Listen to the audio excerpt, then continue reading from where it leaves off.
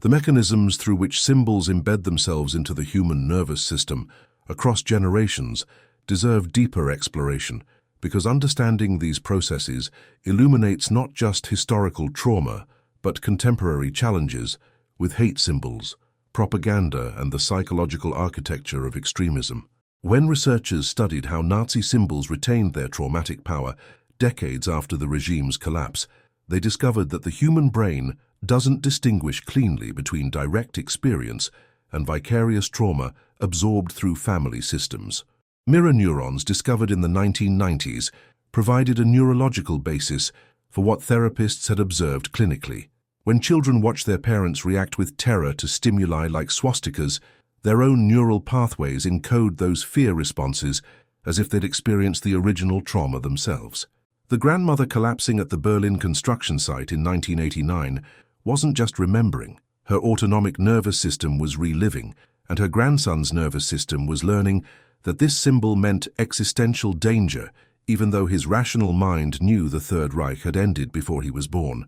Dr. Bessel van der Kolk's groundbreaking work on trauma and the body revealed that traumatic memories are stored differently than normal memories. They bypass the hippocampus, which provides temporal context and narrative structure, and instead get encoded directly into the amygdala and sensorimotor systems. This means that trauma memories feel eternally present rather than safely past, and they trigger full-body stress responses: elevated heart rate, shallow breathing, muscle tension, digestive disruption, whenever associated stimuli appear. For Holocaust survivors, the swastika became one such stimulus, permanently wired into their nervous systems as a danger signal. But here's where generational transmission becomes terrifying. Children raised by traumatized parents learn these responses through what researchers call social referencing, the process by which infants and children look to caregivers for cues about whether situations are safe or dangerous. A parent who tenses, whose breathing changes, whose voice shifts when encountering Nazi symbols, teaches their child's nervous system to respond identically, creating an embodied memory of trauma the child never directly experienced. The intergenerational transmission research conducted by Rachel Yehuda and her team at Mount Sinai's Traumatic Stress Studies Division provided the biological evidence for what survivors' families had always known experientially. Yehuda's study examined Holocaust survivors and their adult children, measuring cortisol levels, the stress hormone that regulates the body's fight-or-flight response. They found that both survivors and their children showed lower baseline cortisol levels than controls, a pattern associated with PTSD that makes individuals more vulnerable to stress and less able to shut off alarm responses once triggered. The critical discovery was that this wasn't learned behavior alone, it was biological adaptation. The methylation patterns on the FKBP5 gene, which regulates stress response, differed significantly in Holocaust survivors and their children compared to Jewish families without Holocaust exposure. The parents' trauma had literally altered gene expression in ways that were transmitted to offspring, making them neurobiologically more sensitive to stress and threat even in objectively safe environments. When these individuals encountered swastikas or other Nazi symbols, their heightened stress sensitivity meant their physiological responses were more intense and prolonged than those without this biological inheritance. But the transmission wasn't purely biological, it was also deeply relational and cultural. Family therapist Murray Bowen's multi-generational family systems theory helps explain how emotional patterns repeat across generations through invisible loyalties and role assignments. In families where Holocaust trauma remained unspoken, children often became what therapists call symptom bearers, the ones who carried anxiety, depression, or somatic complaints that actually belonged to the family system as a whole, but that parents couldn't acknowledge or process. One common pattern was the replacement child phenomenon, where children born after the Holocaust were unconsciously assigned the role of replacing murdered relatives. These children grew up feeling they had to be perfect, to justify their existence, to compensate for losses they'd never caused. The psychological burden was crushing. They had to succeed enough to redeem their parents' suffering, but never outshine the idealized dead, and always remain vigilant because the world that had murdered their grandparents' families could turn murderous again at any moment. The swastika in this context wasn't just a historical symbol, it was a reminder of the fragility of safety, the proximity of catastrophe, and the obligation to remain perpetually on guard. For children and grandchildren of Nazi perpetrators, the transmission mechanisms were different but equally devastating. While Holocaust descendants inherited fear and vigilance, perpetrator descendants inherited shame and the terrible question of whether evil could be genetic. Psychoanalyst Jessica Yakeley's work with perpetrator families revealed patterns of what she termed malignant identification, the unconscious process by which children internalize not just their parents' values, but their secret guilts and disavowed parts. Children growing up in German families where Nazi participation was never discussed often reported feeling haunted by something I couldn't name, experiencing nightmares about violence they'd never witnessed, or feeling compelled to atone for crimes they'd never committed. Some developed obsessive-compulsive rituals around morality, checking and rechecking their own behavior to ensure they weren't becoming like grandfather. Others swung to the opposite extreme, becoming pacifists, aid workers, or human rights advocates in unconscious efforts to balance familial karma. The swastika, for these descendants, became a symbol not of external threat, but of internal contamination. The fear that the capacity for evil resided within them, inherited through blood waiting to emerge. The double wall that Dr. Robertson identified, the defensive maneuvers against confronting loved ones' crimes, layered over the tissue of family lies, created a unique psychological trap for perpetrator descendants. To maintain love for parents or grandparents, they had to minimize or rationalize Nazi participation. But to maintain their own moral integrity, they had to condemn Nazism absolutely. This cognitive dissonance produced what researchers documented as biographical foreclosure, the inability to construct coherent life narratives because doing so required integrating incompatible truths. Alexandra Senft, granddaughter of Hans Ludin, Hitler's ambassador to Slovakia who was executed for war crimes, spent years trying to understand how her beloved grandfather could have signed deportation orders for thousands of Jews. She wrote, "I had to hold two truths simultaneously, that my grandfather was charming, cultured, and loved his family, and that he was complicit in genocide. Neither truth cancelled the other, and accepting both nearly destroyed me." The swastika became a symbol of that impossible contradiction, representing both the regime that murdered millions and the grandfather who tucked her father into bed at night. The broader German society's response to this generational trauma evolved through distinct phases, each leaving different marks on those trying to process family histories. The immediate post-war period, roughly 1945-1960, was characterized by what historians call communicative silence. Everyone knew what had happened, but collective agreement emerged that discussing it would prevent national recovery. Children growing up in this era absorbed the silence as a message that their questions were dangerous, that certain topics threatened family stability, and that the past should remain buried. Psychotherapist Sabine Wangermann notes that many of her patients from this generation described childhoods where the war was spoken of as if it were a natural disaster, something that happened to Germany rather than something Germany perpetrated. This passive framing allowed families to position themselves as victims while avoiding responsibility, but it created profound confusion in children who sensed their parents' unacknowledged guilt and shame. The swastika, rarely displayed but omnipresent in suppressed memory, became associated with this suffocating silence. The 1968 student movement marked a dramatic shift, as the generation born during or immediately after the war confronted their parents with demands for truth and accountability.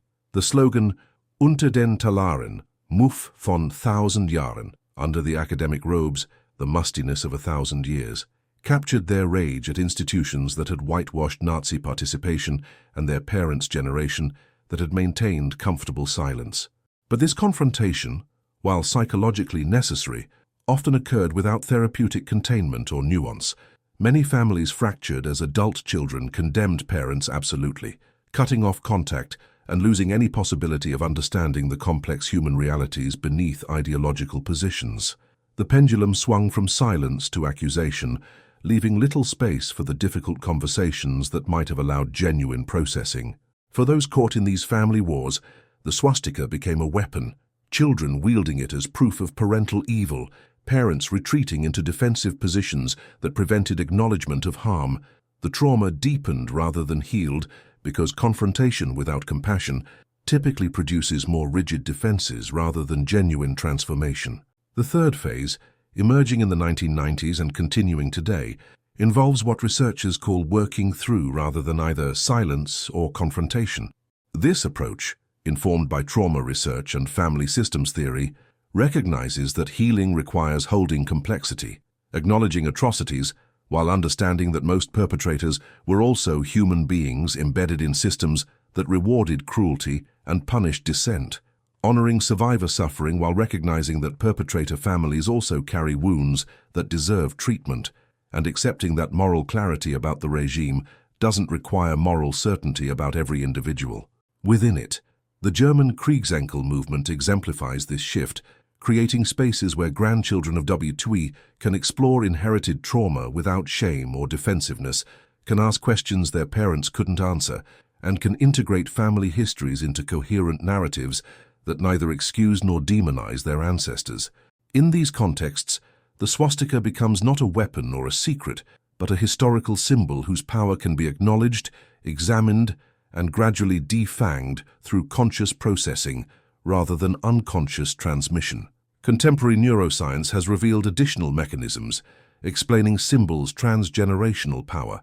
The default mode network, a brain system active during rest and self-referential thinking, appears to be where we construct narratives about identity, family, and belonging.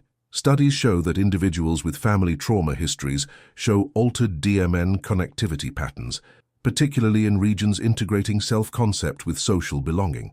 This suggests that family trauma literally changes how we construct our sense of self in relation to our lineage. For descendants of Holocaust survivors, the DMN may overactivate threat detection networks when processing family identity, while for perpetrator descendants, it may trigger shame and dissociation when integrating family history into self-concept. The swastika, as the primary symbol connecting family identity to historical trauma, becomes a neurological trigger that disrupts the DMN's ability to maintain coherent, stable self-narratives. This explains why encountering Nazi symbols can precipitate identity crises in people who seem psychologically stable in other contexts. The symbol literally destabilizes the neural networks that maintain coherent selfhood. The phenomenon of historical trauma or collective trauma extends beyond individual families to entire communities and nations. Indigenous peoples, enslaved Africans' descendants, Armenian genocide survivors, and many others carry traumatic legacies transmitted across generations through similar mechanisms. The swastika's role in collective Jewish trauma illustrates how symbols can crystallize entire peoples' historical wounds. For Jews worldwide, even those whose families escaped Europe before the Holocaust, the swastika represents the ultimate proof that assimilation offers no safety, that neighbors can become murderers, and that genocide remains an ever-present possibility requiring eternal vigilance. This collective encoding means that a Jewish child growing up in 2025 in a family untouched directly by the Holocaust may still have visceral reactions to swastikas because the symbol carries collective meaning transmitted through community narratives, religious education, and cultural memory. The power here isn't individual family transmission, but group identity formation around shared historical trauma. The intersection of individual and collective trauma creates particularly complex dynamics for those with mixed identities. Children of Jewish survivors who married German non-Jews, grandchildren with one survivor grandparent and one perpetrator grandparent, or individuals who discover Jewish ancestry while growing up in German families. These people embody the contradictions that symbols like the swastika represent. One woman interviewed for research on mixed heritage Holocaust descendants described visiting Auschwitz and feeling simultaneously like victim and perpetrator, unable to determine which narrative was really hers. The swastika triggered competing responses: grief for murdered ancestors and shame for ancestors who did the murdering, creating psychological paralysis. Therapists working with these populations report that integration requires what they call both-and thinking, rather than either-or, accepting that both histories belong to them, that humans contain multitudes, and that wholeness comes not from choosing one side, but from holding both with compassion. The role of ritual and commemoration in processing trauma through symbols deserves examination. Germany's Stolperstein project, small brass plaques embedded in sidewalks marking where Holocaust victims lived before deportation, represents an attempt to transform public space from trauma site to memorial site. When people encounter these markers, they're invited into conscious remembering rather than unconscious triggering. The swastika in a museum context, accompanied by historical explanation and survivor testimony, operates differently than a swastika spray-painted on a synagogue. The former invites cognitive processing and education. The latter triggers trauma responses and communicates ongoing threat. This distinction matters for healing. Descendants report that educational contexts where Nazi symbols are presented with proper framing allow them to process family trauma consciously rather than avoiding triggers that then maintain symptoms. Avoidance strengthens trauma responses. Graduated safe exposure with therapeutic support can weaken them. But this raises thorny questions about when display of Nazi symbols serves educational purposes versus when it re-traumatizes or emboldens neo-Nazis. Survivors and their families report that context collapse when swastikas appear in unexpected settings like video games, fashion, or social media memes is particularly destabilizing because it violates the boundaries that allowed them to feel safe. The Australian legislation banning public swastika display reflects this understanding. The symbol's power to wound doesn't disappear simply because it's just history or meant ironically. For those carrying transgenerational trauma, the symbol remains a trigger regardless of intent. This creates ongoing tension between free speech principles and trauma-informed public policy, a tension that different societies resolve differently based on their historical relationships to Nazi atrocities. The treatment approaches that have proven most effective for transgenerational trauma integrate multiple modalities addressing biological, psychological, and social dimensions. EMDR, eye movement desensitization and reprocessing, originally developed for direct trauma, has been adapted for ancestral trauma by having clients imagine their traumatized ancestors and process stored material using bilateral stimulation. Somatic experiencing, developed by Peter Levine, helps clients complete the defensive responses their nervous systems couldn't complete during original trauma, or that parents' nervous systems couldn't complete, which then got encoded in children's bodies. Family constellation therapy, particularly popular in Germany, involves mapping family systems spatially and examining how unspoken loyalties and exclusions create symptoms in descendants. Internal family systems therapy helps clients identify parts carrying inherited shame, fear, or rage, and work with those parts to release burdens that don't belong to them. The remarkable discovery from treatment research is that healing transgenerational trauma doesn't require that previous generations heal first. Adult descendants can process inherited material and prevent further transmission to their own children, even when their parents remain symptomatic. This offers hope that breaks the deterministic narrative of endless repetition. One study found that descendants who underwent trauma-focused therapy showed biological changes, normalized cortisol patterns, altered FKBP5 methylation, suggesting that therapeutic intervention can reverse some epigenetic changes. The healing literally rewrites biology, creating new inheritance patterns for future generations. Yet obstacles remain. Access to trauma-informed therapy is limited, particularly for those without resources. Cultural stigma around mental health persists, especially in communities where seeking help is seen as weakness or disloyalty to family. And the broader political context matters. When neo-Nazi movements grow and swastikas reappear in public spaces, it re-traumatizes survivors and descendants while confirming their fears that the past could repeat. The psychological work of healing transgenerational trauma occurs within social contexts that either support or undermine that work. Germany's robust legal frameworks against Holocaust denial and Nazi symbol display create a container that tells descendants the society recognizes what happened and won't allow normalization, which supports healing. Societies where Holocaust denial spreads or where Nazi symbols proliferate make healing harder because they confirm descendants' fears that the world remains dangerous and that vigilance must continue indefinitely. The ultimate question these stories raise is, what do we owe descendants of historical trauma, both victims and perpetrators? Do we owe acknowledgement that their suffering, while different from their ancestors, is nonetheless real and deserving of treatment? Do we owe education that prevents symbolic triggers while teaching history honestly? Do we owe policies that balance free expression with protection from hate symbols that weaponize historical trauma? Different societies answer differently, but the research makes clear that ignoring transgenerational trauma doesn't make it disappear. It just ensures another generation will inherit what couldn't be processed consciously and will pass it forward through their own parenting, their nervous systems, and the silences they maintain to protect themselves from unbearable knowledge.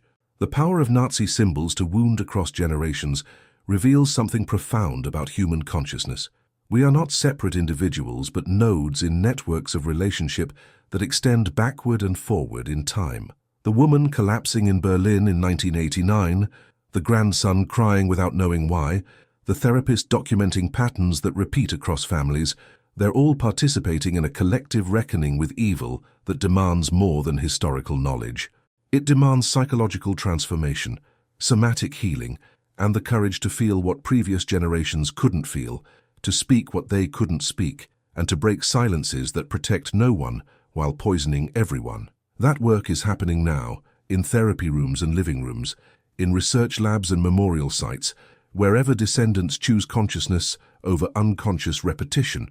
The swastika's shadow is long, but it's not infinite. With each generation that processes rather than transmits, that feels rather than dissociates, that speaks rather than silences, the shadow shortens. The inheritance transforms from symptoms into stories, from somatic nightmares into conscious memory, from wounds that divide into wisdom that connects. That transformation is the true resolution, not forgetting but remembering differently, with compassion for human fragility and determination that the next generation will inherit healing rather than harm. The days that followed were a dissonant symphony of the mundane and the miraculous. Elias tried to force himself back into the rhythm of his old life. He woke before dawn, the familiar scent of coffee filling the quiet kitchen.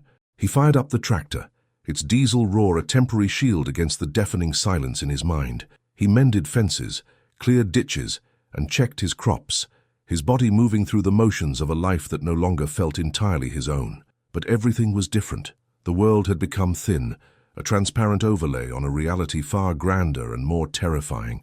He would catch himself staring into the middle distance, his hands idle, lost in the memory of the light. The communication from the traveler wasn't a memory that faded. It was a constant living presence within him. The visions of ancient shepherds and spiraling galaxies were more vivid than the sight of his own fields. He felt profoundly alone, adrift in an ocean of awareness that no one else could see. He once picked up the phone to call Pastor John, his hand trembling as he dialed the number. But what could he say? "Pastor, an angel who calls himself an extraterrestrial visited my cornfield and told me the rapture is a shift in consciousness."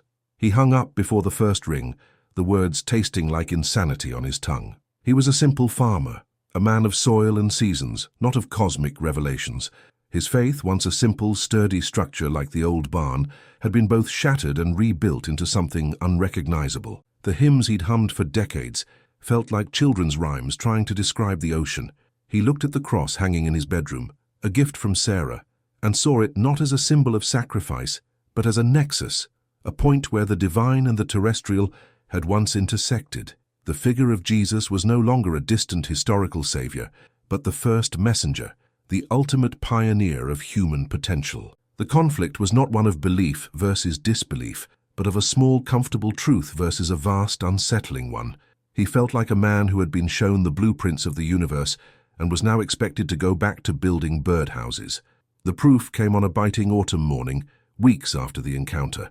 A cold snap had settled over the plains, and the arthritis in his hands, a constant gnawing companion, had flared into a fiery torment.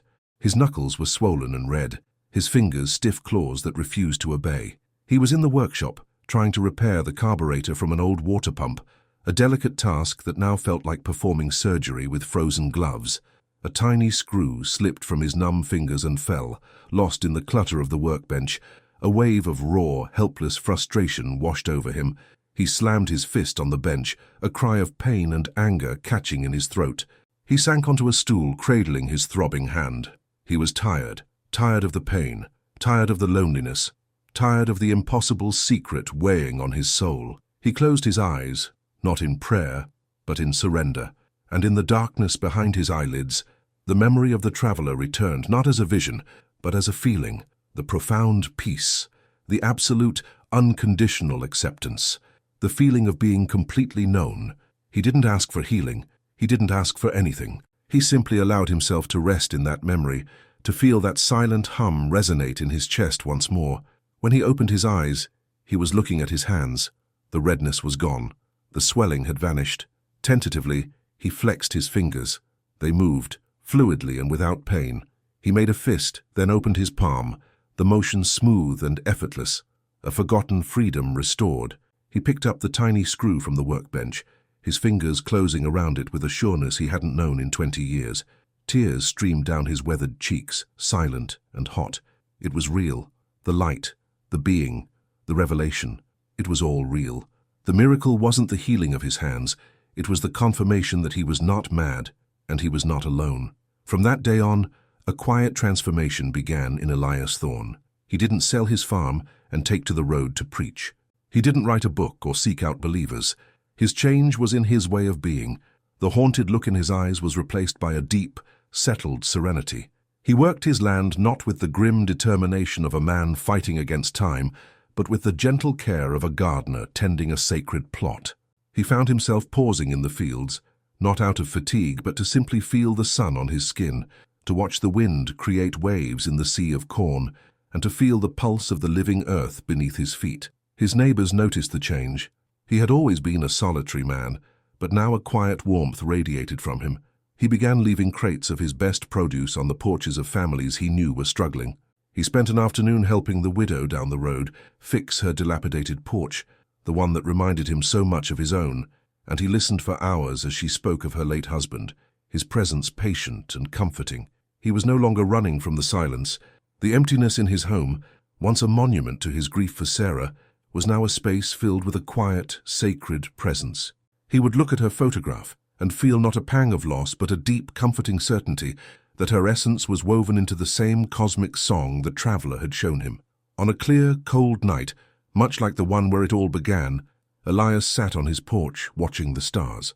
The wind was a gentle whisper, and the crickets had found their voice again. He had come to understand that the universe didn't send messengers to provide easy answers. It sent them to awaken the soul, to remind it of its own divine nature. The harvest, the great shift, wasn't a cataclysmic event to be feared, but a quiet, personal blossoming to be embraced. He began to wonder if heaven had many names, and what he had seen was just one of them. The light wasn't coming from the sky to save humanity. It was waiting to be unlocked from within. Perhaps the sky was never above us. Perhaps it has always been the light that finds us when we finally stop running. Truth or fiction? Perhaps not even the storyteller knows. Here, stories exist to touch you and make you reflect. The magic only reveals itself to those who allow themselves to feel, not to those who insist on seeking certainties.